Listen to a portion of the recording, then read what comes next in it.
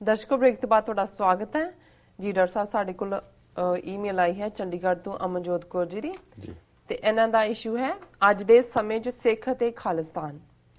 तुहानूं किन्ने क सिख दिसदे हन जो खालिस्तान दी हमायती करदे हन? किन्ने क सिख हन जो सिक्खी सिख इतिहास सिखां दे मसले जां इंसाफ लई यतनशील अते भावुक हन? माफ करना पर मैनूं अज कुछ होर ही दिस रिहा है।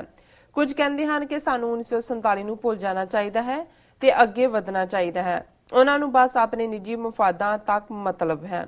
ਕਾਂਗਰਸ ਅਤੇ ਹੋਰਾਂ ਨੂੰ ਵੋਟ ਪਾਉਣ ਤੋਂ ਗੁਰੇਜ਼ ਨਹੀਂ ਕਰਦੇ। ਕੁਝ ਨੂੰ ਹੁਣ ਆਪਣੇ ਨਾਮ ਨਾਲ ਸਿੰਘ ਅਤੇ ਕੌਰ ਲਿਖਣਾ ਵੀ ਚੰਗਾ ਨਹੀਂ ਲੱਗਦਾ। ਕੇਸ ਕਤਲ ਕਰਾ ਰਹੇ ਹਨ, दारू ਪੀਂਦੇ ਹਨ, ਨਸ਼ਿਆਂ 'ਚ ਲੱਗੇ ਹਨ, ਗੁਰੂ ਘਰ ਜਾਂਦੇ ਨਹੀਂ, ਪਾਠ ਕਰਦੇ ਨਹੀਂ, ਜ਼ਿਆਦਾਤਰ SGPC ਤੋਂ ਨਫ਼ਰਤ ਕਰਦੇ ਹਨ, ਖਾਸੇ ਤਾਂ ਮੰਦਰਾਂ 'ਚ ਜਾਂਦੇ ਹਨ, ਦਰਗਾਹਾਂ ਤੇ ਮੱਥਾ ਟੇਕਦੇ ਹਨ, ਤਾਂਤਰਿਕਾਂ ਕੋਲ ਜਾਂਦੇ ਹਨ, ਡੇਰਿਆਂ 'ਚ ਜਾ ਕੇ ਬਾਬਿਆਂ ਅੱਗੇ ਮੱਥਾ ਟੇਕਦੇ ਹਨ। ਐਦਾਂ ਦੇ ਬਹੁਤ ਹਨ ਜੋ ਸੋਚਦੇ ਹਨ ਕਿ ਸਿੱਖ ਹਿੰਦੂ ਹੀ ਹਨ। ਇਹ ਲੋਕ ਆਪਣੇ ਆਪ ਨੂੰ ਸਨਾਤਨੀ ਦੱਸਦੇ ਹਨ, ਮੰਦਰਾਂ 'ਚ ਜਾਂਦੇ ਹਨ, ਕੰਜਕਾਂ ਕਰਦੇ ਹਨ ਅਤੇ ਨਵਰਾਤਰੇ ਰੱਖਦੇ ਹਨ। ਜੇ ਐਦਾਂ ਦੇ ਹਨ ਸਾਡੇ ਲੋਕ, ਫਿਰ ਖਾਲਿਸਤਾਨ ਦਾ ਮੁੱਦਾ ਕਿਵੇਂ ਵਿਚਾਰਿਆ ਜਾ ਸਕਦਾ ਹੈ? ਕੁਝ ਆਪਣੇ ਆਪ ਨੂੰ ਧਰਮ ਨਿਰਪੱਖ ਦੱਸਦੇ ਹਨ ਅਤੇ ਕਿਸੇ ਡੇਰੇ ਜਾਂ ਸਾਧ ਦੇ ਪਿੱਛੇ ਲੱਗੇ ਹੋਏ ਹਨ। ਖਾਲਿਸਤਾਨ ਦੇ ਵਿਰੋਧੀ ਹਨ ਅਤੇ 1947 ਦੇ ਇਨਸਾਫ ਦੀ ਤਾਂ ਗੱਲ ਹੀ ਛੱਡੋ। ਇਹਨਾਂ ਸਾਧਾਂ ਦੇ ਪਿੱਛੇ ਅੰਨੇ ਹੋਏ ਫਿਰਦੇ ਹਨ ਅਤੇ ਇਹਨਾਂ ਨੂੰ ਬਾਬਾ ਮੰਨੀ ਬੈਠੇ ਹਨ। ਵੱਡੀ ਗਿਣਤੀ 'ਚ ਇਹਨਾਂ ਬਾਬਿਆਂ ਦੀ ਹਾਜ਼ਰੀ ਭਰਦੇ ਹਨ ਇਹ ਲੋਕ। ਤੁਹਾਨੂੰ ਨਹੀਂ ਲੱਗਦਾ ਕਿ ਇਹ ਕਠਪੁਤਲੀਆਂ ਖਾਲਿਸਤਾਨ ਦੇ ਰਾਹ ਦਾ ਰੋੜਾ ਬਣ ਗਈਆਂ? ਕੀ ਇਹ ਸਿੱਖਾਂ ਤੇ ਹਮਲਾ ਨਹੀਂ ਕਰਨਗੇ? ਜੇ ਖਾਲਿਸਤਾਨ ਹੋਂਦ 'ਚ ਆ ਵੀ ਜਾਂਦਾ ਹੈ ਤਾਂ ਇਹ ਲੋਕ ਢਾਹ ਨਹੀਂ ਲਾਉਣਗੇ? ਇਹਨਾਂ ਦਾ ਕੀ ਹੱਲ ਹੈ? ਜ਼ਿਆਦਾਤਰ ਸਿੱਖ ਰਹਿਤ ਮਰਿਆਦਾ ਦੀ ਪਰਵਾਹ ਹੀ ਨਹੀਂ ਕਰਦੇ। ਖਾਸੇ ਤਾਂ ਹਿੰਦੂਆਂ ਜਾਂ ਮੁਸਲਮਾਨਾਂ 'ਚ ਵਿਆਹ ਕਰਾਈ ਜਾਂਦੇ ਹਨ। ਇਹਨਾਂ ਦਿਨਾਂ 'ਚ ਸਿੱਖ ਈਸਾਈਆਂ 'ਚ ਵੱਡੀ ਗਿਣਤੀ 'ਚ ਤਬਦੀਲ ਹੋ ਰਹੇ ਹਨ। ਇਹਨਾਂ ਦਾ ਕੀ ਹੱਲ ਹੈ? ਵੱਖ-ਵੱਖ ਤਰ੍ਹਾਂ ਦੇ ਅੰਮ੍ਰਿਤ ਅਤੇ ਜਥੇ ਸਾਹਮਣੇ ਆ ਰਹੇ ਹਨ। ਜਿਹੜੇ ਸਿੱਖਾਂ ਨੇ ਇੱਕ ਥਾਂ ਤੋਂ ਅੰਮ੍ਰਿਤ ਛਕਿਆ ਹੈ ਉਹ ਦੂਜੀ ਥਾਂ ਤੋਂ ਅੰਮ੍ਰਿਤ ਛਕਣ ਵਾਲਿਆਂ ਨਾਲ ਸਾਂਝ ਵੀ ਨਹੀਂ ਪਾਉਂਦੇ। ਕਈ ਅੰਮ੍ਰਿਤਧਾਰੀ ਸਿੱਖ ਉਹਨਾਂ ਸਿੱਖਾਂ ਨਾਲ ਮਿਲਣਾ ਵੀ ਪਸੰਦ ਨਹੀਂ ਕਰਦੇ ਜਿਨ੍ਹਾਂ ਨੇ ਅੰਮ੍ਰਿਤ ਨਹੀਂ ਛਕਿਆ। ਕਈ ਅੰਮ੍ਰਿਤਧਾਰੀ ਸਿੱਖ ਹਿੰਦੂਆਂ ਦੇ ਰੀਤੀ ਰਿਵਾਜਾਂ ਅਪਣਾਉਂਦੇ ਹਨ, ਜਿਵੇਂ ਤੁਲਸੀ ਵਿਆਹ, ਕਰਵਾ ਚੌਥ ਅਤੇ ਜਾਦੂ ਟੂਣੇ 'ਚ ਵਿਸ਼ਵਾਸ ਰੱਖਦੇ ਹਨ। ਇੱਕ ਅੰਮ੍ਰਿਤਧਾਰੀ ਬਾਬੇ ਨੂੰ ਆਪ ਦੇਖਿਆ ਸੁਖਮਨੀ ਸਾਹਿਬ ਦਾ ਪਾਠ ਕਰਦੇ ਸਮੇਂ ਲੋਕਾਂ ਦੇ ਘਰ ਹਵਨ ਕਰਦੇ ਨੂੰ।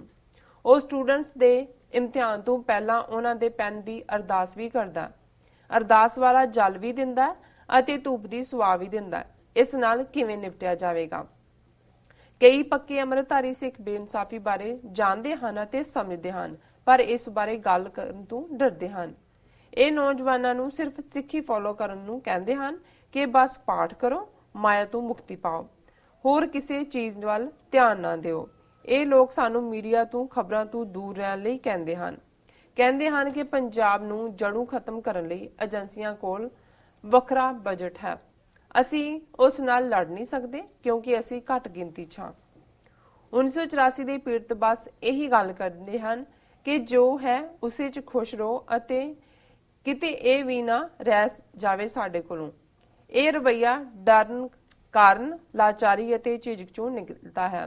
ਜ਼ਿਆਦਾਤਰ ਨੇ ਭਾਰਤੀ ਮੀਡੀਆ ਦੇ ਪ੍ਰੋਪੇਗੈਂਡੇ ਨੂੰ ਅਪਣਾ ਲਿਆ ਹੈ ਕਿ ਪੂਰਨ ਗੁਰਸਿੱਖ ਆਰਥੋਡਾਕਸ ਅਤੇ ਫਿਰਕੂ ਹਨ।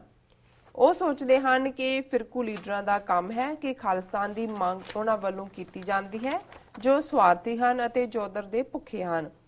ਸਿੱਖ ਇਤਿਹਾਸ ਅਤੇ ਸੱਭਿਆਚਾਰ ਦੀ ਸਮਝ ਨਹੀਂ ਅਤੇ ਗੁਰਸਿੱਖਾਂ ਦਾ ਮਜ਼ਾਕ ਬਣਾਉਂਦੇ ਹਨ ਤੇ ਖਾਲਿਸਤਾਨੀ ਸਿੱਖਾਂ ਨੂੰ ਤਾਲਿਬਾਨੀ ਸਿੱਖ ਹੀ ਬਣਾ ਦਿੱਤਾ ਗਿਆ ਹੈ। ਇਹ ਲੋਕ ਆਪਣੇ ਲੋਕਾਂ ਤੇ ਹੀ ਵਰਦੇ ਰਹਿੰਦੇ ਹਨ। ਕੀ ਕੀਤਾ ਜਾਵੇ? ਇਹ ਸੱਚ ਸੁਣਨ ਲਈ ਵੀ ਤਿਆਰ ਨਹੀਂ ਹਨ। ਇਹਨਾਂ ਲੋਕਾਂ ਦਾ ਦਿਮਾਗ ਇੰਨਾ ਸਾਫ਼ ਕੀਤਾ ਜਾ ਚੁੱਕਿਆ ਹੈ। ਜਦ ਖਾਲਿਸਤਾਨ ਦੀ ਗੱਲ ਹੁੰਦੀ ਹੈ ਤਾਂ ਸਿੱਖਾਂ ਨੂੰ ਅੱਤਵਾਦੀ ਕਿਹਾ ਜਾਂਦਾ। ਕੋਈ ਵੀ ਸਿੱਖ ਇਸ ਨਾਮ ਨਾਲ ਜੁੜਨਾ ਨਹੀਂ ਚਾਹੁੰਦਾ। ਇਸ ਲਹਿਰ ਨੂੰ ਹੁਣ ਅਸੀਂ ਕਿਵੇਂ ਸੰਭਾਲਾਂਗੇ ਤੇ ਕਿਵੇਂ ਅੱਗੇ ਤੋਰਾਂਗੇ? ਇਹਨਾਂ ਸਭ ਗੱਲਾਂ ਨੂੰ ਦੇਖਦੇ ਹੋਏ ਕੀ ਖਾਲਿਸਤਾਨ ਬਣ ਸਕਦਾ ਹੈ? ਇਹ ਖਾਲਿਸਤਾਨ ਦੀ ਵਿਰੋਧਤਾ ਨਹੀਂ ਕਰਨਗੇ। ਡਰ, ਹਿੰਸਾ, ਗ੍ਰਿਫਤਾਰੀ, ਨੌਕਰੀ ਅਤੇ ਘਰ ਲੈਣ ਸਮੇਂ ਵਿਤਕਰੇ ਦੀਆਂ ਗੱਲਾਂ ਸਿੱਖਾਂ ਨੂੰ ਖਾਲਿਸਤਾਨ ਵੱਲ ਆਉਣ ਤੋਂ ਰੋਕਦੀਆਂ ਹਨ। ਭਾਰਤ BJP ਨੂੰ ਵੀ ਭੰਡਦਾ ਹੈ ਜਦ ਇਹ ਹਿੰਦੂ ਰਾਸ਼ਟਰ ਦੀ ਗੱਲ ਕਰਦੇ ਹਨ।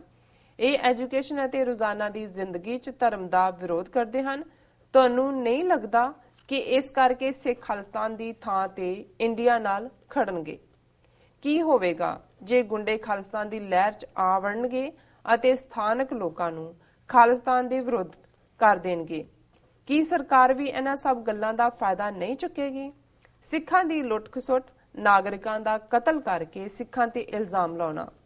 ਕੀ ਹੋਵੇਗਾ ਜੇ ਭਾਰਤ ਨੇ 에ਅਰ ਇੰਡੀਆ ਵਰਗਾ ਹਾਦਸਾ ਦੁਬਾਰਾ ਕਰਾ ਕੇ ਸਿੱਖਾਂ ਨੂੰ ਅੰਤਰਰਾਸ਼ਟਰੀ ਪੱਧਰ ਤੇ ਬਦਨਾਮ ਕਰ ਦਿੱਤਾ? ਗੁਰਦਾਸਪੁਰ ਹਮਲੇ 'ਚ ਇਹ ਕਰ ਚੁੱਕੇ ਹਨ। ਹੁਣ ਇਹ ਪ੍ਰੋਪੇਗੈਂਡਾ ਸਿੱਖਾਂ ਨੂੰ ਹੋਰ ਵੀ ਡਰਾਵੇਗਾ। ਇਸ ਸਭ ਕਾਰਨ ਸਿੱਖ ਆਪਣੇ ਆਪ ਨੂੰ ਲਹਿਰ ਤੋਂ ਦੂਰ ਨਹੀਂ ਕਰਨਗੇ। ਪਹਿਲਾਂ ਹੀ ਮੁਸਲਮਾਨ ਸਮਝ ਕੇ ਬਾਹਰਲੇ ਮੁਲਕਾਂ 'ਚ ਸਿੱਖਾਂ ਤੇ ਹਮਲਾ ਕੀਤਾ ਜਾ ਰਿਹਾ ਹੈ। ਗੁਰਦਾਸਪੁਰ ਹਮਲੇ ਨਾਲ ਇਹਨਾਂ ਨੇ ਸਿੱਖਾਂ ਨੂੰ ਬਿਨਾਂ ਗੱਲ ਤੋਂ ਬਦਨਾਮ ਵੀ ਬਹੁਤ ਕੀਤਾ ਹੈ। ਹੁਣ ਭਾਰਤੀ ਮੀਡੀਆ ਸਿੱਖਾਂ ਖਿਲਾਫ ਵੀ ਪ੍ਰੋਪੇਗੈਂਡਾ ਕਰਨ ਲੱਗ ਪਿਆ ਹੈ ਕਿ ਇਹਨਾਂ ਨੇ ਪ੍ਰਧਾਨ ਮੰਤਰੀ ਇੰਦਰਾ ਗਾਂਧੀ ਦਾ ਕਤਲ ਕੀਤਾ, ਜਹਾਜ਼ ਅਗਵਾ ਕੀਤਾ ਤੇ ਫੌਜ ਨੂੰ ਬਗਾਵਤ ਕੀਤੀ। ਕੀ ਲਹਿਰ ਦੇ ਮੁੜ ਉਭਰਨ ਨਾਲ ਬਾਹਰ ਬੈਠੇ ਸਿੱਖ ਖਤਰੇ 'ਚ ਨਹੀਂ ਪੈਣਗੇ ਤੇ ਸਾਨੂੰ ਇਸ ਨੂੰ ਸਿੱਖਾਂ ਖਿਲਾਫ ਵਰਤਿਆ ਜਾਵੇਗਾ? ਸਿੱਖ ਅਜੇ ਤੱਕ ਆਪਣੀ ਨਸਲਕੁਸ਼ੀ UN 'ਚ ਜਾਂ ਕਿਸੇ ਹੋਰ ਅੰਤਰਰਾਸ਼ਟਰੀ ਪੱਧਰ ਤੇ ਰੈਕਗਨਾਈਜ਼ ਕਰਾਉਣ 'ਚ ਕਾਮਯਾਬ ਕਿਉਂ ਨਹੀਂ ਹੋਏ? ਤਿੱਬਤ ਅਤੇ ਦਲਾਈ ਲਾਮਾ ਘੱਟੋ ਘੱਟ ਸਾਰੀ ਦੁਨੀਆ 'ਚ ਜਾਣਿਆ ਜਾਂਦਾ ਹੈ। ਹਾਲਾਂਕਿ ਅਜੇ ਤੱਕ ਉਹਨਾਂ ਨੂੰ ਆਜ਼ਾਦੀ ਨਹੀਂ ਮਿਲੀ, ਜਦਕਿ ਸਿੱਖਾਂ ਨੂੰ ਐਵੇਂ ਮਾਨਤਾ ਨਹੀਂ ਮਿਲੀ, ਨਾ ਹੀ ਕਦੇ ਸਪੋਰਟ ਮਿਲੀ ਹੈ। ਆਜ਼ਾਦੀ ਕਿਵੇਂ ਮਿਲੇਗੀ ਫਿਰ? ਇਸ ਗੱਲ ਦੀ ਕੀ ਗਰੰਟੀ ਹੈ ਕਿ ਸਿੱਖ ਇਸ ਵਾਰ ਹਿੰਸਾ ਦਾ ਰਸਤਾ ਨਹੀਂ ਚੁਣਨਗੇ? ਕਾਨੂੰਨੀ ਅਤੇ ਜਮਹੂਰੀ ਤਰੀਕਾ ਠੀਕ ਹੈ। ਕੀ ਹੋਵੇਗਾ ਕਿ 80ਵਿਆਂ ਜਾਂ 90ਵਿਆਂ ਦੀ ਤਰ੍ਹਾਂ ਹਿੰਸਾ ਹੋਵੇ ਤੇ ਸਿੱਖਾਂ ਨੂੰ ਅੱਤਵਾਦੀ ਗਰਦਾਨਿਆ ਜਾਵੇ ਤੇ ਪੰਜਾਬ ਤੇ ਅਫਸਪਾ ਲਾਗੂ ਕਰ ਦਿੱਤਾ ਜਾਵੇ? ਕੀ ਖਾਲਿਸਤਾਨ ਹਿੰਸਾ ਤੋਂ ਬਿਨਾਂ ਆਜ਼ਾਦ ਹੋ ਸਕਦਾ ਹੈ? ਮੇਰਾ ਮਤਲਬ ਹੈ, ਜੇ ਅਸੀਂ ਪਿਛੋਕੜ ਤੇ ਨਜ਼ਰ ਮਾਰੀਏ ਸਿੰਘ ਫਿਰ ਖਾੜਕੂ ਨਹੀਂ ਬਣਨਗੇ। ਜਦ ਪਹਿਲਾਂ ਇਹ ਮਸਲਾ UN ਤੱਕ ਪਹੁੰਚ ਗਿਆ ਸੀ, ਫਿਰ ਖਾਲਿਸਤਾਨ ਦੀ ਲਹਿਰ ਫੇਲ ਕਿਉਂ ਹੋਈ? ਅਸੀਂ ਅਜਿਹਾ ਕੀ ਨਹੀਂ ਕੀਤਾ ਕਿ ਅਸੀਂ ਨਾਕਾਮ ਰਹੇ? ਸਾਡੀਆਂ ਗਲਤੀਆਂ ਕੀ ਸਨ? ਅਸੀਂ ਹੁਣ ਇਹ ਗਲਤੀਆਂ ਦੁਹਰਾਉਣ ਤੋਂ ਕਿਵੇਂ ਬਚ ਸਕਦੇ ਹਾਂ? ਜੇ ਅਸੀਂ ਗੱਦਾਰਾਂ ਕਰਕੇ ਪਹਿਲਾਂ ਹਾਰੇ ਹਾਂ ਤਾਂ ਫਿਰ ਸਾਨੂੰ ਚੰਗੇ ਲੀਡਰ ਕਿਵੇਂ ਮਿਲਣਗੇ ਜਿਨ੍ਹਾਂ ਤੇ ਅਸੀਂ ਭਰੋਸਾ ਕਰ ਸਕੀਏ? ਜੇ ਅਸੀਂ 6 ਫॉर ਜਸਟਿਸ ਅਤੇ ਤੁਹਾਡੇ ਤੇ ਯਕੀਨ ਕਰਨ ਦੇ ਬਾਵਜੂਦ ਵੀ ਗੁੰਮਰਾਹ ਰਹੇ, ਫਿਰ ਕੀ? ਮੈਨੂੰ ਮਾਫ ਕਰਨਾ, ਪਰ ਮੈਨੂੰ ਪਤਾ ਕਿਸੇ ਤੇ ਯਕੀਨ ਕੀਤਾ ਜਾਵੇ, ਕਿਸ ਤੇ ਨਾ। ਸਿੱਖ 1947 ਚ ਆਪਣਾ ਰਾਜ ਲੈਣ ਚ ਨਾਕਾਮ ਕਿਵੇਂ ਰਹੇ? ਪੰਜਾਬ ਦੀ ਅੱਗਿਓਂ ਵੰਡ ਕਿਉਂ ਨਹੀਂ ਰੋਕੀ ਜਾ ਸਕੀ? ਕੀ ਗਲਤੀ ਰਹੀ ਉਦੋਂ? ਸਿੱਖ ਪਹਿਲਾਂ ਯੂਨਾਈਟਿਡ ਨੇਸ਼ਨਸ ਪੀਪਲਸ ਆਰਗੇਨਾਈਜੇਸ਼ਨ ਦੇ ਮੈਂਬਰ ਸਨ, ਹੁਣ ਨਹੀਂ ਹਨ। ਸਿੱਖਾਂ ਦੀ ਆਜ਼ਾਦੀ ਲਈ ਅੰਤਰਰਾਸ਼ਟਰੀ ਸਪੋਰਟ ਕਿੱਥੇ ਹੈ? ਅਸੀਂ ਪਹਿਲਾਂ ਇਹ ਸਪੋਰਟ ਕਿਵੇਂ ਗਵਾਈ? ਹੁਣ ਕਿਵੇਂ ਦੁਬਾਰਾ ਇਹ ਹਾਸਲ ਕੀਤੀ ਜਾ ਸਕਦੀ ਹੈ? ਸਿੱਖ ਆਪਸ 'ਚ ਜਾਤਾਂ ਦੇ ਆਧਾਰ ਤੇ ਬਹੁਤ ਵਿਤਕਰਾ ਕਰਦੇ ਹਨ। ਜੱਟ, ਪਾਪਾ, ਮਜ਼ਹਬੀ ਸਿੱਖ, ਰਾਮਗੜੀਆ ਆਦਿ ਜਾਤਾਂ ਦੇ ਆਧਾਰ ਤੇ ਗੁਰਦੁਆਰਾ ਸਾਹਿਬਾਨ ਬਣ ਚੁੱਕੇ ਹਨ, ਜਿੱਥੇ ਹੋਰ ਜਾਤਾਂ ਵਾਲਿਆਂ ਨੂੰ ਜਾਣ ਨਹੀਂ ਦਿੱਤਾ ਜਾਂਦਾ। ਓਪਰਚੁਨਿਟੀਜ਼, ਪ੍ਰਮੋਸ਼ਨਜ਼, ਰੈਫਰੈਂਸਸ ਦੇ ਹਿਸਾਬ ਨਾਲ ਵੀ ਵਿਤਕਰਾ ਹੁੰਦਾ ਹੈ। ਖਾਲਿਸਤਾਨ ਲਈ ਸਾਰੀਆਂ ਜਾਤਾਂ ਨੂੰ ਇੱਕ ਮੁੱਠ ਕਿਵੇਂ ਕੀਤਾ ਜਾਵੇਗਾ? ਕੀ ਖਾਲਿਸਤਾਨ 'ਚ ਸਾਰੀਆਂ ਜਾਤਾਂ ਬਿਨਾਂ ਭੇਦਭਾਵ ਤੋਂ ਰਹਿ ਸਕਣਗੀਆਂ? ਕੁਝ ਲੋਕ ਸਾਡਾ ਮਜ਼ਾਕ ਉਡਾਉਂਦੇ ਹਨ, ਇਹ ਕਹਿ ਕੇ ਕਿ ਬਣ ਜਾਣ ਦੋ ਇਹਨਾਂ ਦਾ ਖਾਲਿਸਤਾਨ, ਇਹਨਾਂ ਦੇ ਆਪਣੇ ਲੋਕ ਹੀ ਵੱਖਰੀਆਂ ਜਾਤਾਂ ਤੇ ਇੱਕ ਦੂਜੇ ਨੂੰ ਮਾਰ ਮੁਕਾਣਗੇ। ਇਸ ਦਾ ਹੱਲ ਕੀ ਹੈ? ਕੁਝ ਸਿੱਖ ਨੌਜਵਾਨ ਇੰਨੀ ਦਿਨੀ RSS 'ਚ ਸ਼ਾਮਲ ਹੋ ਰਹੇ ਹਨ। ਮੇਰਾ ਖਿਆਲ ਹੈ ਇੱਥੇ ਕਰ ਦਿਓ, ਆਲਰੇਡੀ ਕਾਫੀ ਕੁਝ ਸਿੱਖ ਨੌਜਵਾਨ ਇੰਨੀ ਦਿਨੀ RSS 'ਚ ਸ਼ਾਮਲ ਹੋ ਰਹੇ ਹਨ, ਉਹਨਾਂ ਨੂੰ ਸਿੱਖਾਂ ਦੇ ਖਿਲਾਫ ਕੀਤਾ ਜਾ ਰਿਹਾ ਹੈ। ਜੀ ਡਾਕਟਰ ਸਾਹਿਬ, ਜਿੰਨੇ ਸਵਾਲ ਇਹਨਾਂ ਨੇ ਰੇਜ਼ ਕੀਤੇ ਨੇ ਉਹਦੇ ਲਈ ਤਾਂ ਪੂਰਾ ਸਾਰਾ ਸ਼ੋਅ ਚਾਹੀਦਾ ਜੀ, ਪਰ ਕਿਉਂਕਿ ਉਹਨਾਂ ਦੀ ਲਿਖਤ ਆਪਣੇ ਆਪ 'ਚ ਬੜੀ ਮੁਕੰਮਲ ਲਿਖਤ ਹੈ, ਇਸ ਤੇ ਮੈਂ ਬਹੁਤ ਨਹੀਂ ਕਰਾਂਗਾ ਅੱਗੋਂ ਕਾਮੈਂਟਰੀ ਜੀ।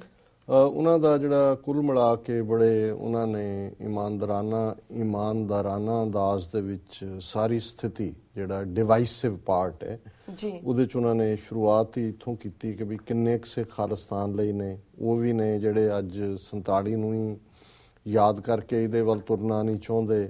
ਇਹ ਉਹ ਕੈਟਾਗਰੀ ਆਪਣੇ ਨਾਂ ਨਾਲ ਵੀ ਸਿੰਘ ਜਾਂ ਕੌਰ ਲਿਖ ਕੇ ਰਾਜੀ ਨਹੀਂ। ਦਾਰੂ, ਕੇਸਾਂ ਦੀ ਬੇਅਦਬੀ ਔਰ SGPs ਨੂੰ ਨਫ਼ਰਤ, ਦਰਗਾਹਾਂ ਤੇ ਮੰਦਰਾਂ ਤੇ ਕੰਜਕਾਂ, ਨਵਰਾਤਰੇ, ਤੁਲਸੀ ਵਿਆਹ ਔਰ ਸਾਧਾਂ ਦੇ ਪਿੱਛੇ ਭੱਜੇ ਫਿਰਨਾ ਔਰ ਇਹ ਕਠਪੁਤਲੀਆਂ ਬਣੇ ਹੋਏ ਨੇ, ਸਿੱਖ ਰਹਿਤ ਮਰਿਆਦਾ ਨੂੰ ਨਹੀਂ ਮੰਨਦੇ। ਔਰ ਇਹ ਸਾਰੇ ਜਿਹੜੇ ਨੇ ਅੰਮ੍ਰਿਤਧਾਰੀਆਂ ਨੂੰ ਜਿਹੜਾ ਉਸ ਤੌਰ ਦੇ ਉੱਤੇ ਇੱਕ ਆਰਥੋਡਾਕਸ ਦੇ ਤੌਰ ਤੇ ਦੇਖਦੇ ਨੇ, ਉਹਨਾਂ ਨੂੰ ਤਾਲਿਬਾਨ ਬਣਾ ਦਿੱਤਾ ਜਾਂਦਾ ਹੈ। ਔਰ ਕਿਸ ਕਿਸਮ ਦੀ ਜਿਹੜੀ ਹੈ ਉਹ ਬਾਬਿਆਂ ਦਾ ਕਲਚਰ, ਜਾਦੂ ਟੂਣਾ, ਔਰ ਬਹੁਤ ਸਾਰੇ ਨੇ ਜਿਹੜੇ ਉਹ ਗੱਲ ਕਰਨ ਤੋਂ ਡਰਦੇ ਨੇ, ਜਿਹੜੇ ਸਮਝਦੇ ਨੇ ਸਾਰੀ ਗੱਲ ਨੂੰ। ਉਹ ਕਹਿੰਦੇ ਨੇ ਜੀ ਸਿਰਫ ਤੁਸੀਂ ਪਾਠ ਕਰੋ ਤੇ ਮਾਇਆ ਤੋਂ ਮੁਕਤੀ ਹਾਸਲ ਕਰੋ, ਮੀਡੀਆ ਵੱਲ ਨਾ ਜਾਓ ਜੀ। ਔਰ ਉਹਨੇ ਕਿਹਾ ਵੀ ਉਹਨਾਂ ਨੇ, ਸਰਕਾਰ ਨੇ ਤਾਂ ਵੱਖਰਾ ਬਜਟ ਰੱਖਿਆ ਹੋਇਆ, ਏਜੰਸੀਆਂ ਨੇ ਸਾਡੇ ਨਾਲ ਲੜਨ ਲਈ, ਤੇ ਅਸੀਂ ਕਿਵੇਂ ਲੜ ਸਕਦੇ ਹਾਂ। ਔਰ ਇਹੀ ਗੱਲ ਜਿਹੜੇ ਈਵਨ 84 ਦੇ ਵਿਕਟਮ ਨੇ ਉਹ ਵੀ ਇਹੀ ਕਹਿਣਗੇ ਜੀ ਜੋ ਹੈ ਉਹਦੇ 'ਚ ਗੁਜ਼ਾਰਾ ਕਰੋ, ਇਸ ਤੋਂ ਬਿਯੋਂਡ ਸਾਡੇ ਲਈ ਕੁਛ ਨਹੀਂ ਹੈ। ਔਰ ਉਹਨਾਂ ਨੇ ਕਿਹਾ ਕਿ ਜੀ ਜਿਹੜਾ ਕੋਈ ਗੱਲ ਕਰਦਾ ਖਾਲਿਸਤਾਨ ਦੀ ਉਹਨੂੰ ਅੱਤਵਾਦੀ ਜਾਂ ਤਾਲਿਬਾਨ ਕਹਿ ਦਿੰਦੇ ਨੇ, ਇਹ ਨਾ ਕੋਈ ਚਾਹੁੰਦਾ ਨਹੀਂ ਹੈ, ਤੇ ਅਸੀਂ ਕਿਵੇਂ ਇਸ ਸਾਰੇ ਦੇ ਨਾਲ ਅੱਗੇ ਤੁਰਾਂਗੇ। ਫਿਰ ਉਹਨਾਂ ਨੇ ਐਜੂਕੇਸ਼ਨ ਦੇ ਹਵਾਲੇ ਨਾਲ ਗੱਲ ਕੀਤੀ ਕਿ ਵੀ ਜਿਹੜਾ ਇਹ ਸਾਰੇ 'ਚ ਜੇ ਕੱਲ ਨੂੰ ਗੁੰਡੇ ਲਹਿਰ 'ਚ ਆ ਵੜਦੇ ਨੇ, ਲੁੱਟ ਸੁੱਟ ਕਰਨਗੇ, ਨਾਗਰਿਕਾਂ ਦੇ ਉੱਤੇ, ਸਿੱਖਾਂ ਦੇ ਉੱਤੇ ਇਲਜ਼ਾਮ ਲੱਗੇਗਾ। ਔਰ ਆਲਰੇਡੀ ਮੀਡੀਆ ਨੇ ਏਅਰ ਇੰਡੀਆ ਹੋਏ, ਦੀਨਾਨਗਰ ਗੁਰਦਾਸਪੁਰ ਵਾਕਿਆ ਹੋਏ, ਇਹ ਸਾਰੇ ਨੂੰ ਆਧਾਰ ਬਣਾ ਕੇ ਹਾਈਜੈਕਿੰਗਸ ਹੋਣ, ਧਰਮੀ ਫੌਜੀਆਂ ਦੀ ਬਗਾਵਤ ਹੋਏ, ਸਿੱਖਾਂ ਨੂੰ ਜਿਹੜਾ ਬਦਨਾਮ ਕਰ ਰਹੇ ਨੇ। ਵਿਦੇਸ਼ਾਂ 'ਚ ਪਹਿਲਾਂ ਹੀ ਸਿੱਖਾਂ ਤੇ ਹਮਲੇ ਹੁੰਦੇ ਨੇ। ਔਰ ਇਸ ਸਾਰੇ 'ਚ ਫਿਰ ਉਹਨਾਂ ਨੇ ਆਪਣੀ ਇਹ ਵੀ ਕਿਹਾ ਕਿ ਜੀ ਜਦੋਂ ਸਾਡੀ ਲਹਿਰ ਚੱਲੀ ਵਿਦੇਸ਼ਾਂ 'ਚ, unrepresented nations and peoples organisation ਦਾ ਮੈਂਬਰ ਸੀ, ਉਹਦੇ 'ਚੋਂ ਨਿਕਲ ਗਈ। ਬੇਸ਼ੱਕ ਤਿੱਬਤ ਆਜ਼ਾਦ ਨਹੀਂ ਹੋਇਆ ਪਰ ਦਲਾਈ ਲਾਮੇ ਨੂੰ ਮਾਨਤਾ ਹੈ। ਉਹਨੇ ਕਿਹਾ ਜੀ ਕੱਲ ਨੂੰ ਜਦੋਂ ਲਹਿਰ ਚੱਲਦੀ ਹੈ ਤੇ ਫਿਰ ਜਿਹੜਾ ਸਪੈਸ਼ਲ ਫੋਰਸਿਸ ਪਾਵਰਸ ਐਕਟ ਵਰਗੇ ਜਿਹੜੇ ਐਕਟ ਨੇ ਉਹ ਲਾ ਕੇ ਉਹਨੂੰ ਫਿਰ ਦਬਾ ਦੇਣਗੇ, ਤੇ ਅਹਿੰਸਾ ਤੁਹਾਡੇ ਕੋਲ ਰਾਹ ਨਹੀਂ। ਜੇ ਤੁਸੀਂ ਹਿੰਸਾ ਕਰੋਗੇ ਤਾਂ ਉਹੀ ਖਾੜਕੂਆਂ ਵਾਲਾ ਪਾਰਟ, ਉਹੀ ਜਿਹੜੀ ਹੈ ਉਹ ਗਲਤੀਆਂ ਹੋਣਗੀਆਂ। ਗਦਾਰਾਂ ਕਰਕੇ ਅਸੀਂ ਪਹਿਲਾਂ ਹਾਰੇ, ਚੰਗੇ ਲੀਡਰ ਕਿੱਥੇ ਨੇ? ਜੇ ਭਾਵੇਂ ਅਸੀਂ 6 ਫਾਰ ਜਸਟਿਸ ਤੇ ਸਾਨੂੰ ਕਿਹਾ ਵੀ ਤੁਹਾਡੇ ਤੇ ਵੀ ਅਸੀਂ ਇਤਬਾਰ ਕਰੀਏ, ਪਰ ਇਹਦੀ ਕੀ ਗਾਰੰਟੀ ਹੈ ਕਿ ਵੀ ਅਸੀਂ ਕੱਲ ਨੂੰ ਗੁੰਮਰਾਹ ਨਹੀਂ ਹੋਵਾਂਗੇ। ਔਰ ਜਿਹੜੇ 1947 'ਚ ਕਿਉਂ ਨਾਕਾਮ ਹੋਏ, ਪੰਜਾਬ ਦੀ ਡਿਵੀਜ਼ਨ ਅਸੀਂ ਕਿਉਂ ਨਹੀਂ ਰੋਕ ਸਕੇ। ਫਿਰ ਉਹਨਾਂ ਨੇ ਬੜਾ ਗੰਭੀਰ ਇਸ਼ੂ ਜ਼ਾਤ ਪਾਤੀ ਵਿਤਕਰਾ, ਗੁਰਦੁਆਰੇ ਅੱਡ-ਅੱਡ ਜ਼ਾਤ ਪਾਤਾਂ ਦੇ ਆਧਾਰ ਤੇ ਉਹਨਾਂ ਨੇ ਕਿਹਾ ਵੀ ਕਿਵੇਂ ਜੇ ਅੱਜ ਵੀ ਜ਼ਾਤ ਪਾਤੀ ਸਿਸਟਮ ਗੁਰਦੁਆਰਿਆਂ 'ਚ ਵੀ ਅਸੀਂ ਅੱਡ ਹੁੰਨੇ ਤੇ ਅਸੀਂ ਕਿਵੇਂ ਜਿਹੜਾ ਬਿਨਾਂ ਜ਼ਾਤ ਪਾਤੀ ਵਿਤਕਰੇ ਦੇ ਖਾਲਿਸਤਾਨ ਦੇ ਵਿੱਚੋਂ ਰਹਿ ਸਕਣਗੇ। ਔਰ ਫਿਰ ਉਹਨਾਂ ਨੇ ਕਿਹਾ ਜੀ ਵੀ ਹੁਣ ਤਾਂ ਨੌਜਵਾਨ ਸਿੱਖ ਨੌਜਵਾਨ RSS 'ਚ ਜਾ ਰਹੇ ਨੇ, ਉਹਨਾਂ ਨੂੰ ਕਰ ਇਹ ਸਾਰਾ ਕੀ ਹੈ। ਸੋ ਹੁਣ ਇੰਨੇ ਇਸ਼ੂ ਨੇ, ਪਰ ਅਗੇਨ ਮੈਂ ਸਮਝਦਾ ਹਾਂ ਵੀ ਜੇ ਮੈਂ ਇਹਨੂੰ ਇਨ ਬਰੀਫ ਕਹਿਣਾ ਹੋਏ, ਦੇਖੋ 18ਵੀਂ ਸਦੀ 'ਚ ਵੀ ਹਕੂਮਤਾਂ ਨੇ, ਖਾਸ ਤੌਰ ਤੇ ਮੁਗਲਿਆ ਹਕੂਮਤ ਨੇ, ਗੁਰੂ ਸਾਹਿਬ ਦੇ ਆਪਣੇ ਪਰਿਵਾਰਾਂ 'ਚੋਂ ਉਹਨਾਂ ਦੇ ਭਰਾ, ਭਤੀਜੇ, ਚਾਚੇ ਬਰਾਬਰ ਤੇ ਖੜੇ ਕਰ ਦਿੱਤੇ ਸੀ। ਹੁਣ ਮੀਣੇ ਜਿਨ੍ਹਾਂ ਨੂੰ ਅਸੀਂ ਕਹਿੰਦੇ ਹਾਂ, ਪ੍ਰਿਥੀ ਚੰਦ ਦੀ ਔਲਾਦ, ਪ੍ਰਿਥੀ ਚੰਦ ਗੁਰੂ ਅਰਜਨ ਸਾਹਿਬ ਦਾ ਵੱਡਾ ਭਰਾ, ਉਹਨੂੰ ਗੁਰੂ ਐਸਟੈਬਲਿਸ਼ ਕਰਨ ਦੇ ਲਈ ਟਿੱਲ ਲਾਇਆ ਜੀ। ਫਿਰ ਅਸੀਂ ਦੇਖਦੇ ਹਾਂ ਧੀਰਮਲ, ਹੁਣ ਧੀਰਮਲ ਜਿਹੜਾ ਹੈ ਉਹ ਭਤੀਜਾ ਗੁਰੂ ਤੇਗ ਬਹਾਦਰ ਸਾਹਿਬ ਦਾ, ਉਹਨਾਂ ਦੇ ਵੱਡੇ ਭਰਾ ਗੁਰਦਿੱਤੇ ਦਾ ਜਿਹੜਾ ਬੇਟਾ, ਉਹ ਧੀਰਮਲੀਏ ਅੱਜ ਤੱਕ ਨਾਲ ਚੰਬੜੇ ਹੋਏ ਨੇ। ਮਸੰਦ ਜਿਹੜੇ ਕਿ ਬਰਾਬਰ ਇੱਕ ਅਥਾਰਟੀ ਬਣ ਕੇ ਬਹਿ ਗਏ। ਔਰ ਇਹ ਸਾਰੇ ਜਦੋਂ ਮੀਣੇ, ਮਸੰਦ, ਧੀਰਮਲੀਏ, ਰਾਮ ਰਾਈਏ, ਹੁਣ ਰਾਮ ਰਾਏ ਗੁਰੂ ਹਰਕ੍ਰਿਸ਼ਨ ਸਾਹਿਬ ਦਾ ਵੱਡਾ ਭਰਾ, ਹਕੂਮਤ ਨੇ ਜਿਹੜਾ ਪੂਰਾ ਟਿੱਲ ਲਾਇਆ ਹੈ, ਵੱਡੇ ਬਹੁਤੇ ਮਸੰਦ ਇਹਨਾਂ ਦੇ ਨਾਲ ਜੋੜੇ, ਇਹ ਬਰਾਬਰ ਚੈਲੰਜ ਰਿਹਾ। ਪਰ ਜਦੋਂ ਸਿੱਖਾਂ ਨੇ ਇਹ ਕਨਕਲੂਡ ਕਰ ਲਿਆ ਕਿ ਇਹ ਹਕੂਮਤਾਂ ਖੜੇ ਕਰਨਗੀਆਂ, ਉਹ ਤਾਂਤਰਿਕ ਹੋਣ, ਮਾਂਤਰਿਕ ਹੋਣ, RSS ਦੇ ਸਿੱਖ ਹੋਣ, ਇਹ ਕੋਈ ਨਾਮਧਾਰੀਏ ਹੋਣ, ਕੋਈ ਦੂਜੇ, ਇਹ ਖੜੇ ਰਹਿਣਗੇ ਜੀ। ਔਰ ਉਹਨਾਂ ਨੇ ਇੱਕ ਗੱਲ ਦੇ ਉੱਤੇ ਫੋਕਸ ਕੀਤਾ ਵੀ ਪੋਲੀਟੀਕਲ ਪਾਵਰ ਲਓ, ਕਿ ਜਦੋਂ ਤੁਹਾਡੇ ਕੋਲ ਪੋਲੀਟੀਕਲ ਪਾਵਰ ਆਏਗੀ, ਉਹ ਇਧਰ ਨਹੀਂ ਤੁਰ ਪਏ ਵੀ ਧੀਰਮਲੀਆਂ ਨੂੰ ਸੋਧ ਦਿਓ ਜਾਂ ਰਾਮ ਰਾਈਆਂ ਦਾ ਕੰਮ ਕਰੋ ਜਾਂ ਦੂਜਿਆਂ ਦਾ। ਉਹਨਾਂ ਨੇ ਕਿਹਾ ਵੀ ਠੀਕ ਹੈ, ਹਕੂਮਤਾਂ ਨੇ ਖੜੇ ਕੀਤੇ ਨੇ, ਇਹਨਾਂ ਨੂੰ ਪਾਸੇ ਕਰ ਦਿਓਗੇ, ਹੋਰ ਖੜੇ ਕਰ ਦੇਣਗੇ। ਸੋ ਫੋਕਸ ਜਿਹੜਾ ਹੈ ਉਹ ਪੋਲੀਟੀਕਲ ਪਾਵਰ ਤੇ ਹੋਏ, ਤਾਂ ਕਿ ਉਸ ਦੇ ਆਇਆ ਹੀ ਇਹ ਸਾਰੇ ਜਿਹੜੇ ਨੇ। ਔਰ ਜਦੋਂ ਸਿੱਖਾਂ ਕੋਲ ਰਾਜ ਆਇਆ 40 ਸਾਲ ਮਿਸਲ ਪੀਰੀਅਡ ਜਿਹੜਾ ਹੈ, ਫਿਰ 50 ਸਾਲ 40 ਰਣਜੀਤ ਸਿੰਘ ਦਾ 40 ਔਰ 10 ਸਾਲ ਉਸ ਤੋਂ ਬਾਅਦ, ਹੁਣ ਉਸ ਸਾਰੇ 'ਚ ਕੋਈ ਇਹ ਰੜਕੇ ਵੀ ਨਹੀਂ ਹੈ। ਰਾਦਰ ਇਹ ਜਿਹੜੇ ਨੇ ਇਹ ਸਾਰੇ ਗਾਇਬ ਹੀ ਹੋ ਗਏ ਸੀਨ ਤੋਂ, ਮੁੱਖ ਧਾਰਾ ਪੰਥ ਹੀ ਸੈਂਟਰ ਦੇ ਵਿੱਚ ਆਇਆ। ਸੋ ਮੈਂ ਸਮਝਦਾ ਵੀ ਇਹ ਜਿਹੜੇ ਚੈਲੰਜਸ ਨੇ, ਦੇਖੋ 47 ਦੇ ਉੱਤੇ ਸਾਡਾ ਕੋਈ ਕੰਟਰੋਲ ਨਹੀਂ, ਉਹ ਨਿਕਲ ਗਿਆ। ਕਿਵੇਂ ਪੰਜਾਬ ਡਿਵਾਈਡ ਕੀਤਾ, ਇਹਨਾਂ ਦੇ ਹੱਥ 'ਚ ਪਾਵਰ ਸੀ, ਇਹਨਾਂ ਨੇ ਪਾਣੀ ਕੱਢ ਲਿਆ, ਦੂਜਾ ਸਾਡਾ ਕੋਈ ਕੰਟਰੋਲ ਨਹੀਂ ਸੀ। ਪਰ ਇਸ ਸਾਰੇ ਦੇ ਬਾਵਜੂਦ ਸਾਡੇ ਕੋਲ 50,300 ਸਕੁਅਰ ਕਿਲੋਮੀਟਰ ਜਿਹੜੀ ਇੱਕ ਟੈਰੀਟਰੀ ਹੈ, ਉਹ ਸਿੱਖ ਮੈਜੋਰਿਟੀ ਸਾਡਾ ਨਿਊਕਲੀਅਸ ਹੈ ਜਿਹਨੂੰ ਅਸੀਂ ਕਰਨਾ ਹੈ। ਬਾਕੀ ਇੰਟਰਨੈਸ਼ਨਲ ਲੈਵਲ ਤੇ ਉਹਨਾਂ ਨੇ ਆਪ ਹੀ ਕਿਹਾ ਹੈ ਕਿ ਵੀ ਦਲਾਈ ਲਾਮੇ ਨੂੰ ਨੋਬਲ ਪ੍ਰਾਈਜ਼ ਵੀ ਦਿੱਤਾ, ਅਮਰੀਕਾ ਵੀ ਹਮਾਇਤ ਕਰਦਾ ਹੈ, ਕੋਈ ਇੰਡੀਪੈਂਡੈਂਟ ਤਾਂ ਨਹੀਂ ਹੋ ਗਿਆ।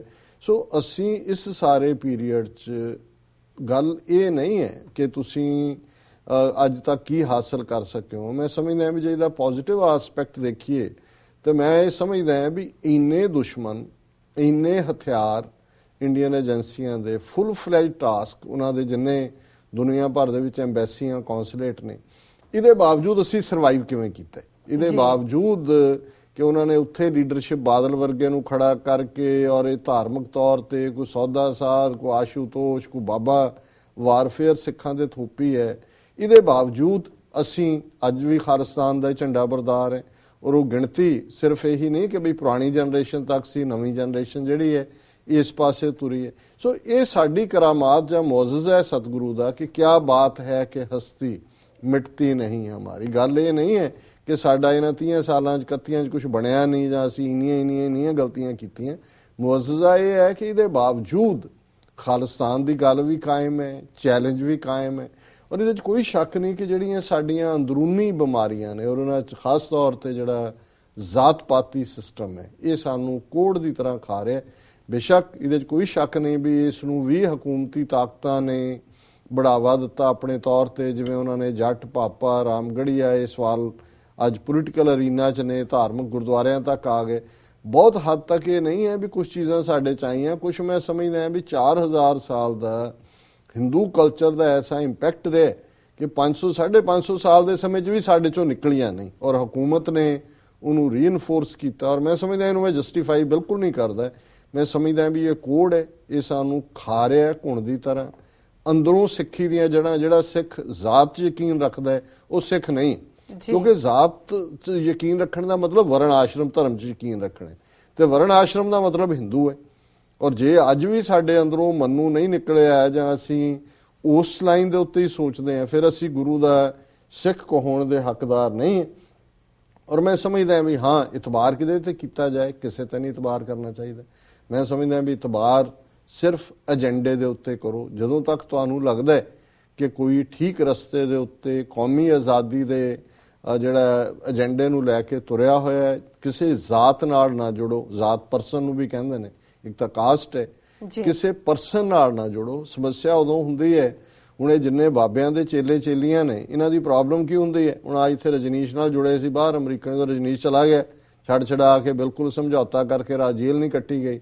ਕਿੰਨੇ ਪਾਗਲਖਾਨਿਆਂ 'ਚ ਐਂਡ ਉਹਨਾਂ ਲਈ ਤਾਂ ਭਗਵਾਨ ਰਜਨੀਸ਼ ਸੀ ਵੀ ਹਮਾਰੇ ਭਗਵਾਨ ਕਹਾਂ ਚਲੇ ਗਏ।